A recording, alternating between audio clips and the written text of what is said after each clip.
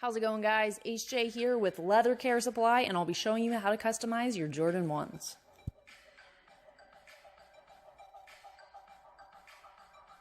Since these are leather shoes, you'll want to remove the factory finish using a Deglazer and Preparer like Angelus or Fiebings. You can also use acetone. Then you can tape off your shoes. I'm using vinyl tape as well as masking tape. The client wanted the tongue tags painted, so I'm using paint as well as a very fine paintbrush. Make sure to take your time on this step, as it is possible that the paint may bleed. Here you can see I'm making good use of a political ad. You will want to use some kind of object to push out that tongue tag so that the paint will not bleed through and affect the tongue itself. Next step involves 2Soft, which is also known as GAC 900. So you want to do a 50-50 ratio using GAC 900, aka 2Soft, as well as your paint. I'll be using this to customize my own laces as well as the threading. And word of caution, 2Soft GAC 900 does have formaldehyde in it, so make sure that you wear a mask when you are heat setting it, and remember that you also need to heat set it for an appropriate amount of time, usually about 5 minutes. Now I'm going over it with the GAC 900 and paint mixture. You want to go over all of your threading like this. While some people will just use the normal paint, doing this increases the durability of it. So you're basically dyeing the threading and then painting over it.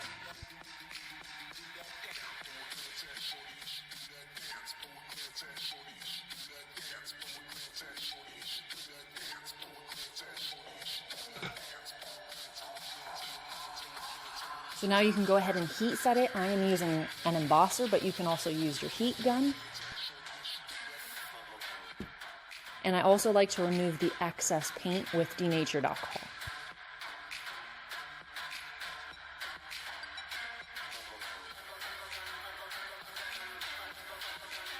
Next step is another optional step. This is leather dye. I like to dye the leather completely so that any scuffs that would happen to the shoes, it will not show the underlying white leather. It will show the pink dye, so it'll be very, very durable.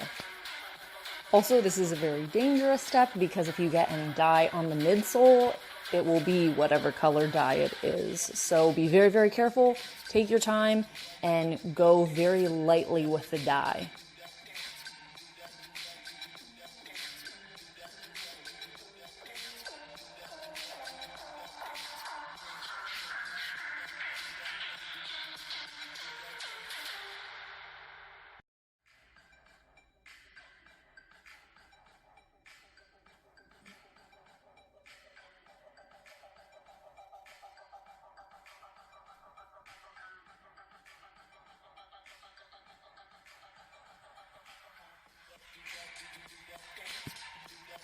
So if you want to give your customers something a little bit unique, you can paint your laces to match. So bubblegum GAC 900, and I'm going to put it in there and let the mixture sit overnight, and then I'll heat set it.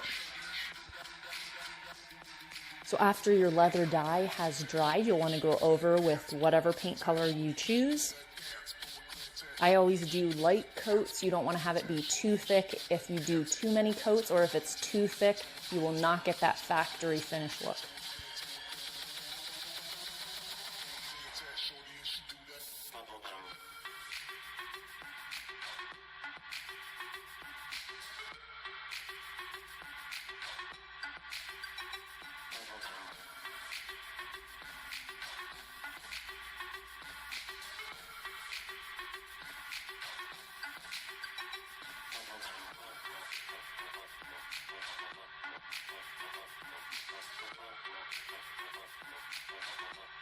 So little details do matter, so I'm actually using a size 10 spotter brush from Princeton.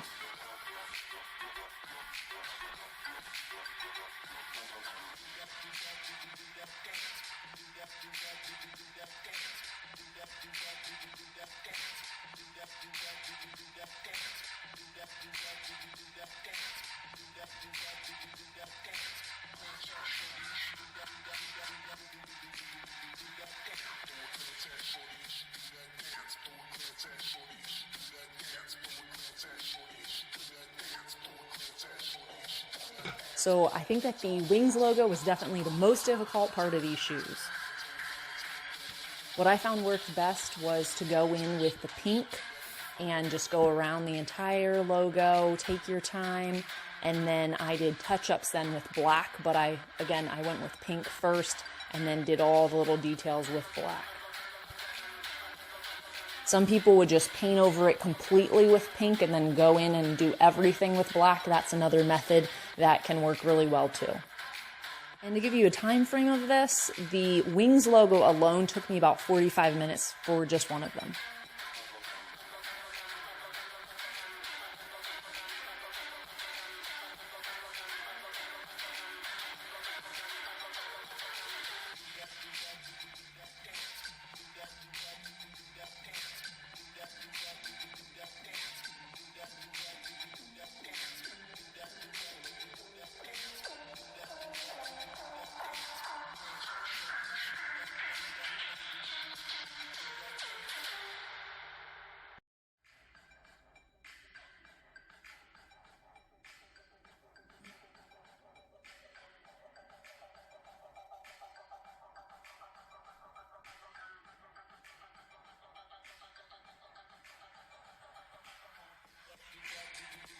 The last step is matte finisher, and then you get to put in your laces. So you can airbrush this, or you can use a paintbrush to do so. I'm using a paintbrush, and this helps to seal in your design, and it also gives it a water-resistant effect.